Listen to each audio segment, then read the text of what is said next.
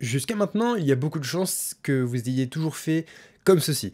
Pour avoir un bouton qui a une couleur rouge lorsqu'on passe au-dessus, eh bien il y a de fortes chances que vous ayez couplé le 2.over, qui est un événement CSS, avec un color red et une transition. C'était l'unique façon de faire, avant en tout cas, lorsqu'on voulait faire nos transitions, lorsqu'on voulait faire de petites animations. Eh bien aujourd'hui, je vais vous apprendre une nouvelle façon de créer des animations. Et cette fois-ci, on pourrait même vraiment dire que ce ne sont plus des transitions, mais bien des animations à part entière. Avant, on disait que ce genre de choses était une animation. En vérité, maintenant, on pourrait carrément dire que ceci n'est qu'une transition. Pourquoi? Car avec les animations, si vous avez bien regardé le contenu de l'exercice avant de le rejoindre, eh bien vous avez remarqué qu'on peut faire en sorte que des événements se répètent. Par exemple, lorsque je passerai ma souris au-dessus de mon bouton, celui-ci s'agrandirait, il passerait au rouge, puis enfin le texte redeviendrait noir et il retrouverait sa position d'origine. Je pourrais d'ailleurs faire cette animation de manière infinie. Je pourrais mettre un délai pour que cette animation s'exécute après 3 secondes. Je pourrais faire vraiment beaucoup de choses. Les animations aujourd'hui, elles sont présentes vraiment partout sur internet, dans tous les sites qu'on visite, il y en a. En tout cas, la plupart. Facebook, Netflix, surtout Netflix d'ailleurs. Bref, tous les sites internet qui jouent beaucoup sur l'interface pour faire en sorte de fidéliser leurs utilisateurs. Car oui, ça s'appelle l'user experience. Et plus l'expérience de votre utilisateur sera agréable, plus vous aurez de chances que l'utilisateur revienne sur votre site internet. Et donc c'est exactement ça qu'on va apprendre à faire aujourd'hui, au travers d'un petit exemple, et ensuite je vous montrerai comment Believe.me l'intègre sur sa propre plateforme. Alors, comment faire? Eh bien déjà, il faut savoir qu'à la base, pour créer une animation CSS, il faut utiliser un petit mot-clé. Peut-être que certains le savent, peut-être que certains ne le savent pas encore, mais pour utiliser une fonction de CSS, il faut utiliser arrobase. Lorsque vous faites arrobase, dans ce cas, le navigateur comprend qu'il ne s'agit pas d'un sélecteur, mais que vous êtes en train d'utiliser une fonction du langage CSS. Aujourd'hui, ce qu'on va utiliser, c'est le petit mot-clé keyframes. Donc ça s'appelle Keyframes. Lorsque nous allons faire notre animation, nous sommes obligés de dire à notre navigateur, évidemment, eh bien, je veux que mon animation, elle passe mon bouton en couleur rouge, je veux que mon bouton s'agrandisse, et ensuite, je veux que mon bouton revienne à sa position d'origine. Tout ça, on verra comment le faire. Là, ce qu'il faut que vous compreniez, c'est que lorsqu'on fait @keyframe, notre navigateur comprend «Ah d'accord, il veut créer une animation». Bien. Alors dans ce cas, quel est le nom de mon animation? Car oui, comment ça va fonctionner? Eh bien ici, nous allons créer une animation, donc avec @keyframe, et ici, nous allons utiliser une animation, donc sur notre bouton. Pour faire ceci, il va donc falloir appeler notre animation, car on pourrait avoir une animation pour notre bouton, une animation pour faire apparaître notre titre de notre page progressivement, une animation pour faire apparaître les articles progressivement également. On pourrait faire vraiment beaucoup d'animations. Donc il faut vraiment leur donner un nom. On ne va pas appeler toutes les animations en même temps. Donc comme nom, moi je vous propose la simple dénomination de mon animation. Voilà, comme ça on peut pas faire plus simple. Et ensuite, eh bien, pour ceux qui connaissent comment fonctionne une fonction, c'est exactement la même chose, sauf qu'ici on ne prend pas de parenthèse, on met bien des accolades. Si vous ne savez pas ce qu'est une fonction, eh bien, en vérité, ici, ce qu'on fait, c'est qu'on utilise le mot-clé keyframes, on donne un nom donc à notre animation pour pouvoir la réutiliser plus tard, et on place des accolades. Pourquoi? En fait, ce qu'on dit à notre navigateur, c'est mon animation, donc avec @keyframe, là je crée une animation qui s'appelle mon animation. Elle contient toutes les propriétés qui sont à l'intérieur. Et à l'intérieur, on va par exemple dire, eh bien tu vas mettre le texte en rouge. Voici à quoi servent les accolades. C'est exactement comme un CSS. Là en fait, c'est un peu comme si on avait un élément, sauf qu'à la place d'un élément, par exemple à la place de button, eh bien j'ai une animation. Alors ici en revanche, il y aura quand même une petite différence. Pour définir une animation, on va passer d'un état from, donc l'état initial, par exemple mon bouton est de couleur noire, à un état final, donc to. Ici en anglais on a donc depuis, et to en anglais ça veut dire jusqu'à. Voici grosso modo ce que ça veut dire en français. Et donc ici, on va donner l'état final de notre animation. Nous, on veut que ce soit en rouge. Là, si j'utilise mon bouton, on peut voir que ça ne fonctionne pas. En tout cas, ça fonctionne pour la transition, donc on va la supprimer d'ailleurs. On va supprimer la transition, comme ça il n'y aura plus de problème. Hop. Et maintenant, lorsque je vais retester mon bouton, bah, vous pouvez bien voir que l'animation ne fonctionne pas. Pourquoi? Ben parce qu'il faut appeler maintenant notre animation. On l'avait vu ensemble, il ne suffit pas de créer une animation, il faut aussi l'utiliser. Pour l'utiliser, il va falloir l'appeler. Donc ce que je vous propose de faire ici, c'est qu'on va copier button et button over, et on va coller. Ici donc on a collé tout ce qu'il nous faut. Bien sûr, je le rappelle, hein, pour ceux qui ne l'ont pas vu, si vous voulez tester ce code en même temps que moi chez vous, vous avez un lien en dessous de cette vidéo pour accéder à l'ensemble du code. D'accord? Donc vous avez le choix de choisir le code de base ou le code corrigé, donc le code avec déjà l'animation créée. Et donc ici, nous avons un élément button, ici nous avons le button over. Pour appeler une animation, nous on veut que l'animation se produise lorsqu'on passe donc notre souris au-dessus de notre bouton. On va utiliser une propriété qui s'appelle animation. C'est tout. Il n'y a pas plus simple. Et dans cette propriété animation, on va devoir donner le nom de l'animation que nous souhaitons utiliser. Moi, je souhaite donc utiliser mon animation. Enfin, nous allons devoir donner un temps d'exécution. Donc, combien de temps est-ce que nous voulons que notre animation dure? Combien de temps vous voulez que votre texte passe du noir au rouge? Eh bien, nous, on va dire par exemple 1 seconde. Et on verra ensuite qu'on peut faire vraiment beaucoup plus de choses que ça. Maintenant, si je teste mon code, j'ai bien mon bouton qui devient rouge. Et au bout d'1 seconde, qui revient d'ailleurs noir. D'ailleurs, ici, pour certains d'entre vous, peut-être que votre animation ne fonctionne pas. C'est tout à fait possible. Cette animation ne fonctionne pas parce que votre navigateur a encore du mal à supporter la propriété animation.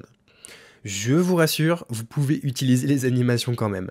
Toutefois, et c'est une bonne pratique que chacun des développeurs qui regardent cette vidéo, qui regarde cet exercice, doit faire dans son projet lorsqu'il utilise des animations. Il faut utiliser un préfixe, donc qui se place avant l'animation. Il s'agit du préfixe -webkit-, et ensuite on place notre propriété animation.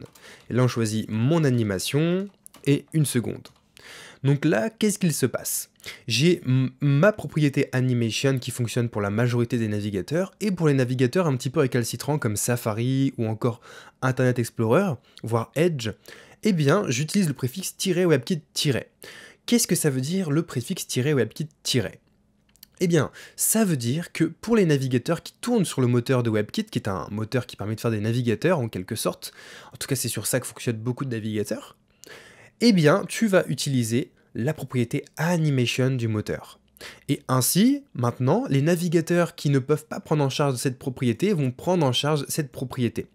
Inversement, ceux qui prennent en charge cette propriété ne vont pas prendre en charge cette propriété. Du moins, ils n'auront pas l'utilité. Toutefois, ce n'est pas que ça qu'il faut faire, il faut également mettre le préfixe WebKit devant notre animation. Alors là, je sais, ça va en embêter plus d'un, moi ça m'embêtait beaucoup également. Il faut copier votre animation et la coller. Et ici, vous faites -webkit-. Et là, comme ça, si vous retestez votre animation, elle fonctionnera pour tout le monde. Notamment pour vos utilisateurs qui utilisent des vieux navigateurs. Il ne faut pas les oublier. Donc moi, pour le bien de cet exercice ici, et pour éviter de me répéter à chaque fois, je vais commenter le WebKit qui est ici, et je vais commenter également, quoi que ça je peux le laisser, bon on va le commenter quand même, ce sera plus simple. Voilà, comme ça j'aurai pas besoin de modifier à 2 endroits différents. Moi je pourrais directement utiliser eh bien, la première, car Google Chrome supporte sans le -webkit- dorénavant. Avant il en avait besoin. Donc là c'est très bien, on a notre animation, mais ce serait quand même plus sympa de faire une animation un petit peu plus poussée. Par exemple, ce que je vous propose de faire, bien, c'est de finalement aller dans l'état final et de faire une transformation. Donc on va augmenter la taille avec la propriété transform scale avec 1.1, comme ça on va l'augmenter de 10%. Maintenant voici notre animation finale. Bon, c'est déjà un peu plus sympa. On retrouve un petit peu l'exemple que j'avais préparé pour vous dans la description de cet exercice. Toutefois, ce n'est pas encore très parlant. Pourquoi? Car là, pour l'instant, c'est un peu embêtant. Déjà, notre animation ne s'exécute qu'une seule fois. On aimerait bien l'exécuter un nombre infini de fois. Et puis, on aimerait bien surtout que ça passe d'un état grand à un état petit. Donc là, ça passe de l'état petit à grand. Donc le bouton devient petit et devient grand en rouge. Donc en fait, il passe de from à to. Ce qu'on aimerait bien, c'est qu'ensuite, il passe de to à from. Donc que ce soit comme ça. Tac, tac. D'accord? Qu'il passe d'un sens vers un autre. Tout ceci, c'est tout à fait possible avec les animations CSS. Et vous allez voir, c'est vraiment très très simple. D'abord, pour faire une animation infinie, il suffit d'utiliser dans la propriété Animation Infinite. Infinite. Et c'est tout. Il n'y a pas besoin de faire autre chose que ça. Maintenant, si je laisse ma souris sur mon bouton, vous pouvez voir qu'effectivement, ça fonctionne sans problème. Mon animation fonctionne de manière infinie. Bon, maintenant, ce serait bien que mon animation fonctionne et qu'elle revienne de la fin jusqu'au début. Pour ça, il va falloir utiliser encore une autre valeur, c'est la valeur alternate. Alors vous pouvez mettre la valeur alternate avant le infinite, après le infinite, avant le 1 seconde, après le 1 seconde, ça fonctionne de la même façon. Maintenant, si j'essaye ce code, j'ai bien mon bouton qui passe d'un état initial à un état final et qui revient à l'état initial. Et ceci de manière infinie. Nous avons maintenant réussi à faire l'exemple que j'avais préparé pour vous. Alors, qu'est-ce que vous en pensez? Les animations, c'est quand même vachement sympa. Toutefois, ici, il faut que je vous avoue quelque chose. En vérité, les animations, nous ne sommes pas obligés de les utiliser uniquement sur les hover, sur les actives ou quoi que ce soit. Bref, sur tous les événements CSS, nous ne sommes pas obligés d'utiliser les animations. On pourrait très bien bouger cette animation-là. Alors attention, vous, de votre côté, bougez également si votre navigateur ne supporte pas les animations de base. Bougez également le -WebKit-. C'est vraiment très important, sinon votre animation ne fonctionnera évidemment pas. Et là, il suffit de le mettre sur notre sélecteur bouton. Ce qu'il se passe, c'est que dès que je recharge ma page, mon bouton, sans que je passe au-dessus, va automatiquement s'agrandir, passer en rouge, puis revenir à son état initial, et ce, de manière infinie. Donc là, comme ça, vous allez peut-être vous dire, bon, ok, mais c'est pas super méga beau. Eh bien, détrompez-vous. Alors là, oui, par contre, je suis assez d'accord, c'est pas très beau, mais détrompez-vous, on peut faire vraiment de très très bons exemples avec les animations. Par exemple, si je vais sur Believeme, donc believeme.com, regardez bien, lorsque vous arrivez ici, vous avez l'image qui apparaît. Donc je recommence. Ici, vous avez bien l'image qui apparaît petit à petit. Et vous avez le slogan, donc créer des nouvelles opportunités, qui lui aussi apparaît de manière un petit peu effacée. Et tout ça, ce sont des animations CSS. Alors c'est sûr qu'on n'est pas obligé de faire des grosses animations comme ça, assez moches, je dois bien l'avouer, je suis d'accord avec vous. Mais on peut faire des effets vraiment très minutieux, et c'est justement ces effets très minutieux qui, lorsqu'ils sont bien faits d'ailleurs, on ne les remarque même pas. Je suis certain que vous n'avez pas forcément vu les animations lorsque vous êtes arrivé pour la première fois sur Believeme. Mais c'est également le cas sur Netflix, en fait, c'est inné, c'est inconscient, on est juste à l'aise en fait. On apprécie juste d'être sur notre plateforme, sur le site qu'on vient de visiter. Voici à quoi servent les animations. Maintenant, il faut également que je vous montre comment faire, donc on va repasser les animations dans notre bouton Over. Car oui, ce n'est pas tout. Je vais également maintenant vous montrer comment faire pour donner des étapes intermédiaires entre from et to. On pourrait tout à fait, par exemple, dire au milieu, je veux que mon texte soit en violet. C'est tout à fait possible. On peut par exemple définir qu'à 50%, donc on utilise 50%, les accolades. Hop, je vais juste réindenter. Alors là, je suis dans le WebKit, par contre, ça ne va pas fonctionner comme ça. On va faire comme ça, ce sera plus simple. On va dire qu'à 50%, finalement, la couleur, elle passe à purple. Alors là, on est vraiment dans les animations des années 2000. Et lorsque j'essaye mon animation, j'ai bien la couleur de mon bouton qui, entre deux, passe en violet. Alors bien évidemment, vous pouvez dire que finalement ce n'est pas à 50%, mais c'est à 10% de l'animation. Donc nous, vu que notre animation dure 1 seconde, c'est donc à 0,1 seconde que notre, donc à 100 millisecondes, que notre animation va s'effectuer. Si je regarde bien, il passe rapidement au violet, donc du noir au violet très rapidement, et ensuite du violet au rouge. Et bien évidemment, vous pouvez mettre autant d'effets que vous le souhaitiez. On pourrait dire aussi, finalement à 90%, on passe à la couleur green. Si on regarde maintenant, on a bien les différentes nuances de couleurs qui s'affichent. Alors voilà, vous pouvez mettre vraiment autant d'effets que vous le voulez, en sachant que vous pouvez également remplacer from par 0% et to par 100% si ça peut vous aider psychologiquement à faire des animations de façon plus simple. Là, on a exactement le même fonctionnement, on a juste remplacé from et to par 0 et 100%. Il faut également que je vous avoue une petite chose. En vérité, ici, ce n'est pas vraiment cette propriété animation qu'on utilise. Enfin, si, c'est celle qu'on utilise tout le temps, mais ce n'est pas celle que... comment dire? En fait, il s'agit d'une super propriété. Voilà, ce sera plus simple. Il s'agit d'une super propriété, un petit peu comme pour la propriété background. Lorsqu'on fait un background, on peut mettre une image, on peut mettre par exemple une image, donc avec URL, on peut mettre une couleur, on peut également définir voilà, comme ça. On peut également définir l'emplacement de notre background, s'il se répète ou non. Ceci est une super propriété. Jusque-là, je pense que je ne vous apprends rien. Eh bien, avec la propriété Animation, c'est exactement pareil. Alors, je ne vais pas tout vous montrer, d'accord, parce qu'il y a une petite dizaine de propriétés qui sont englobées dans la propriété Animation. Je vais vous en présenter quand même 2-3, et le reste, vous pourrez le retrouver dans le contenu de cette vidéo, en dessous. Et donc ici, on a par exemple, si on se passe de Animation, ici on va commenter ça, ce sera plus simple. On a donc, et n'oubliez pas, encore une fois, si vous êtes sur un navigateur, et même lorsque vous allez créer vos sites internet, n'oubliez pas d'utiliser pour chaque animation que je vais vous montrer, chaque propriété plutôt que je vais vous montrer, le préfixe également -webkit-. D'accord? Donc je vais vous montrer tout ça. On a par exemple Animation Name. Donc là, c'est pour donner le nom de l'animation qu'on veut utiliser. Nous, c'est le mon animation. Et pour les vieux navigateurs, pensez également à utiliser -webkit-animation name, mon animation. D'accord? C'est très important. Moi, je vais éviter de continuer de le faire pour éviter d'alourdir encore plus cet exercice. Ensuite, nous avons l'animation duration. Si on regarde bien, là on a bien mon animation qu'on utilisait ici. Ensuite on a le 1 seconde qui va être mon animation duration. Donc là nous ce sera 1 seconde.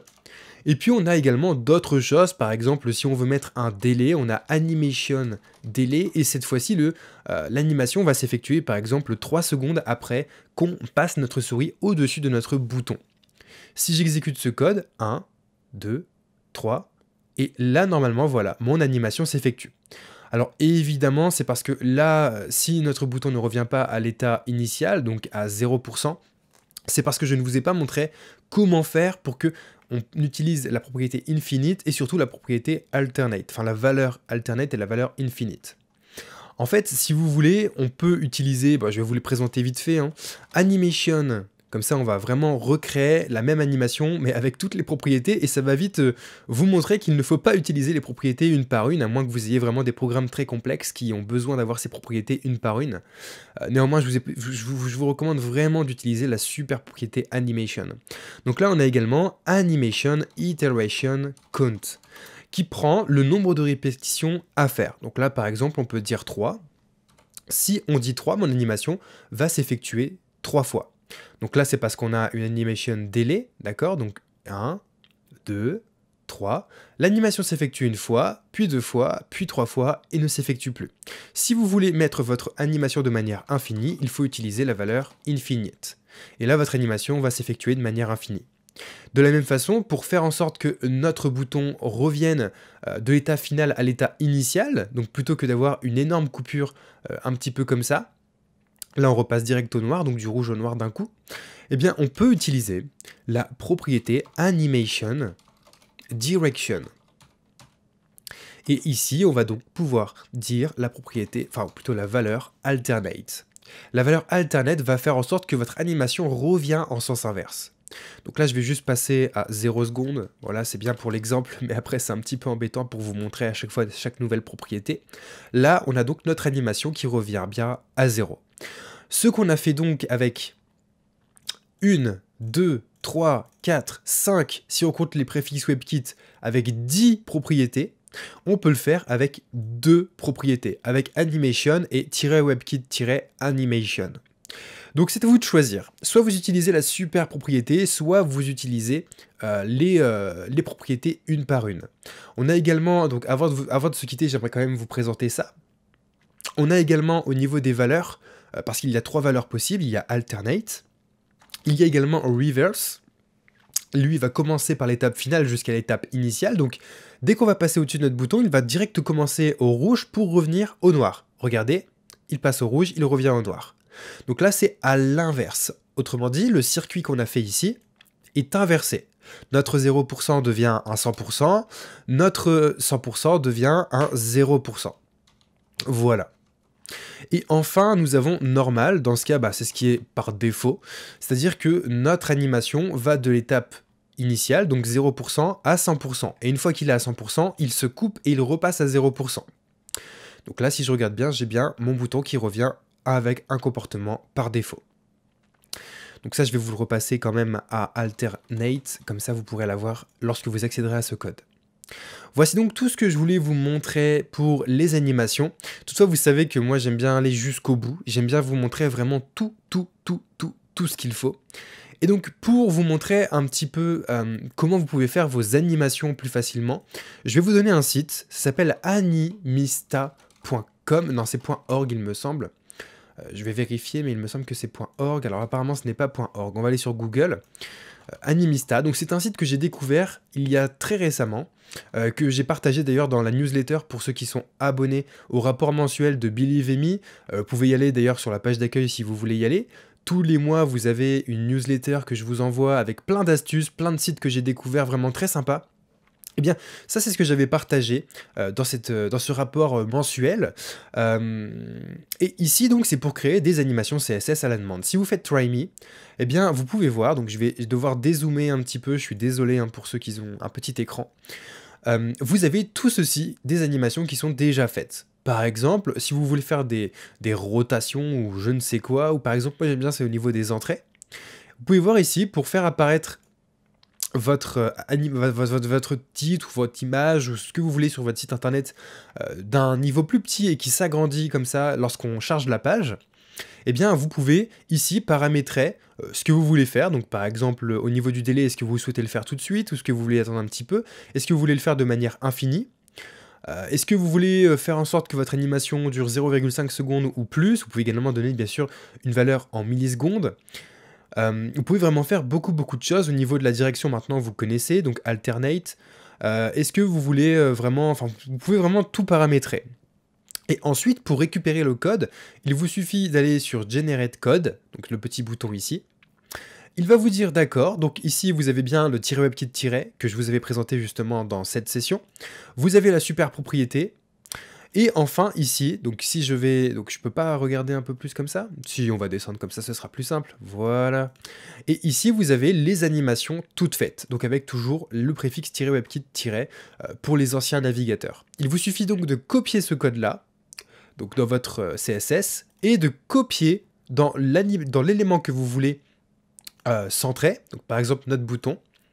Il vous suffira ensuite de copier les animations qu'il vous donne. Par exemple, si je fais copier ceci, que je le mets dans mon bouton, donc on va... Est-ce que je le garde? Oui, on va garder ça, on va le mettre directement dans le bouton ici. Et que je colle, et que je copie d'ailleurs avant, ce serait mieux quand même de copier avant de coller, et que je copie ici les animations et que je les colle par la suite dans mon fichier CSS, donc on peut regrouper toutes les animations ensemble, ce sera plus propre. Ici par exemple, maintenant, vous pouvez voir que mon bouton apparaît de manière assez jolie, assez subtile. Voici donc un site que je vous recommande énormément. Voilà tout ce qu'il fallait savoir sur les animations CSS. Pour ceux qui ne souhaitent pas s'embêter avec le -webkit-, si vous voulez, vous pouvez utiliser directement un préprocesseur comme SAS. SAS est un très bon préprocesseur, j'en ai d'ailleurs une formation, vous pouvez retrouver le lien dans la description de cette vidéo.